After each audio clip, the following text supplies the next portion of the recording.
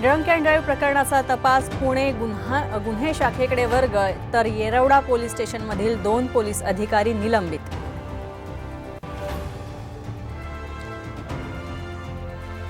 पुण्यातल्या drunk and drive प्रकरणातील आरोपी विशाल अग्रवालला 14 दिवसांची न्यायालयीन कोठडी। अग्रवालसह 6 आरोपी सोमवारी जामिनासाठी अर्ज करणार।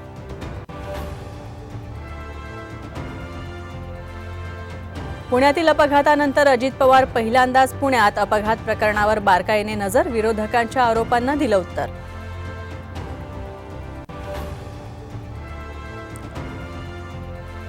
डोंबिवली स्फोटाप्रकरणी अमुदान कंपनीच्या 2 मालकांना बेड्या, नाशिकमधून मालती मेहता आणि ठाण्यातून मलय मेहताला अटक।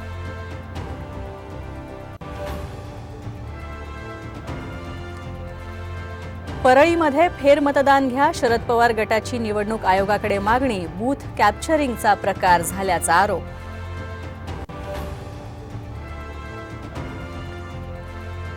राज्यामध्ये 73% भाग दुष्काळ सदृश्य परिस्थितीत, सरकार काय करतंय, शरद पवारांचा सवाल, तर दुष्काळावर राजकारण करू नका, फडणवीसांचा पलटवार।